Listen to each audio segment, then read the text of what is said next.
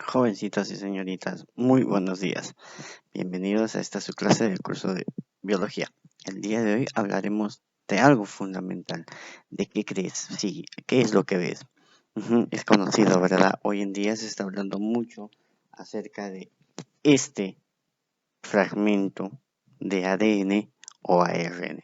¿A qué me refiero? A un virus. Recuerda, hijo, los virus no son seres vivos.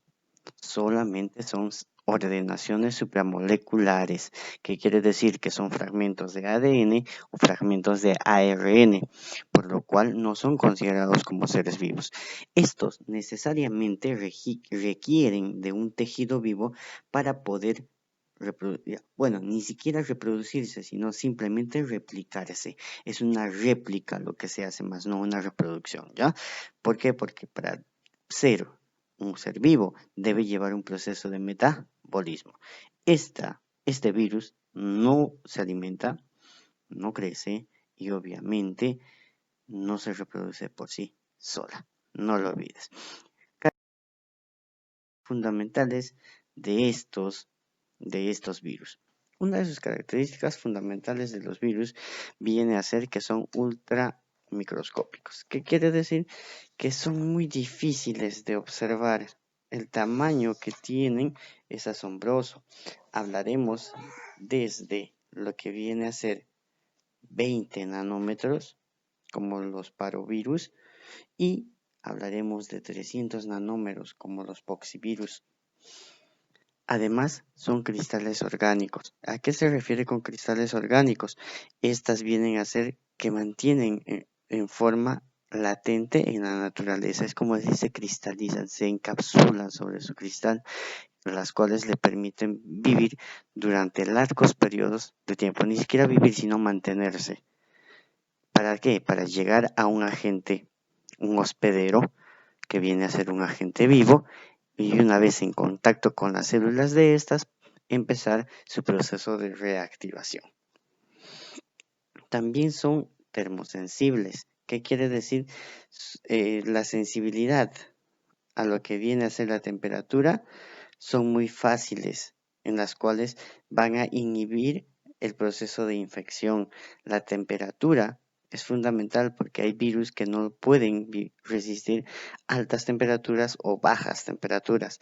A esto se refiere una capacidad o una característica de termosensibilidad y son altamente mutantes. Cuando hablamos de la mutación, estas lamentablemente adoptan nuevas estructuras, tanto externas como internas. Cuando ya están en contacto o en contacto estas van a obtener características diferentes a las cuales ya se las tienes identificadas por su propiedad de mutación alta.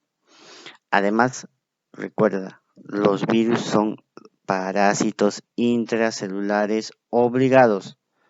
No pueden replicarse fuera de una célula o de cualquier otro ser vivo. Son parásitos obligados. Además de que estas son sensibles a las sustancias químicas. Por eso, hoy en día, cuando hablamos del coronavirus, por ejemplo, una de las recomendaciones es lavarnos las manos, ¿verdad? Con agua y jabón durante 20 segundos como mínimo. Pero la pregunta es, ¿por qué? ¿Qué es lo que sucede? Recordemos que este virus en su estructura tiene fosfolípidos, tiene ácidos grasos, en pocas palabras, o para que me entiendas más fácil, este virus tiene en su composición un poco de aceite, una grasa. ¿Ya? Entonces, ¿qué hace el jabón? El jabón diluye la grasa. Es por eso que va a romper la estructura y por ende empieza su destrucción. Así también pasa con la lejía y con cualquier otro producto de limpieza que va a tener simple y llanamente la ruptura de sus fosfolípidos. Y obviamente estos van a ser insensibles a los antibióticos. Es por eso que es muy difícil de encontrarle un tratamiento específico para este tipo de virus. No lo olvides. Entonces, hablamos del ARN, del ADN, ¿no? Dentro de esta estructura, por ejemplo, mira, dentro de esta estructura y ya están sus ADNs y se están empezando a replicar con esta célula. A eso se les llama inyección o penetración, cuando el ácido nucleico ingresa dentro de, ¿no? Cuando ingresó. Ahora, luego viene la replicación del ADN, aquí. En esa replicación de este ADN se van a utilizar los nucleótidos, ya sea ARN, donde vas a tener el huésped, donde vas a tener el mensajero, que van a sintetizar y van a destruir el ADN celular, impidiendo el funcionamiento normal de esta celulita. Ya no se está replicando, solamente está sirviendo como huésped. Luego de ello va a pasar a la fase 4, donde se van a sintetizar los capsómeros. Entonces van a volver a llegar ya nuevamente a sus respectivos ácidos nucleicos virales.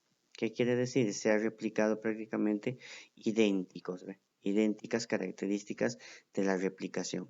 Esa replicación van a ensamblar los nuevos virus. O sea, estas réplicas van a ensamblar a estos nuevos virus que están aquí, para llegar a lo que se habla de la lisis o liberación. Cuando esta celulita se destroza y salen los nuevos virus, esas vienen a ser ¿qué cosa? La lisis celular, una destrucción. Pero hay también un ciclo lítico o lisogénico. Esta es cuando, por ejemplo, el virus, en esto se llama virus atenuados o prófagos. Entonces, estos virus, ya en esta fase, solamente entran a una fase que se llama lisogénica. Entonces, hay una replicación de virus, pero ya no hay, o sea, hay una replicación de virus, pero ya no hay una lisis celular, ya no los va necesariamente a destruir a esta celulita. Perfecto. Entonces, con los datos ya mencionados, vamos a desarrollar tu pequeña práctica de tu texto. Así de rapidito. En, en esta primera pregunta nos menciona cuáles son las partes que conforman la estructura de un virus, y obviamente hablaremos del genoma, la cápside, proteínas y los lípidos. En los priones dice qué tipos de enfermedades características producen en el hombre. Recuerda, los priones van a causar la encefalopatía espingiformes. ¿Quiénes agrupan las acitotas? Las acitotas van a estar compuestas por los plásmidos, los virioides y los virus, no te olvides. Características de los viroides: estas no van a presentar ni proteínas ni lípidos. En la segunda parte nos habla de los virus, están, dice, en el umbral de la vida, conformada por ARN o ADN y proteínas. Sin embargo, el concepto moderno considera además que todos los virus son, obviamente hablaremos de la respuesta partículas con alternancia intra y extracelular, ¿ya? Ejercicio 2 dice, menciona los virus químicamente. Los virus químicamente se caracterizan por estar conformados por, recuerda, estos van a ser proteínas, ácidos nucleicos y fosfolípidos. Proteínas, ácidos nucleicos y fosfolípidos. ¿Cuáles de las siguientes enfermedades son causadas por virus?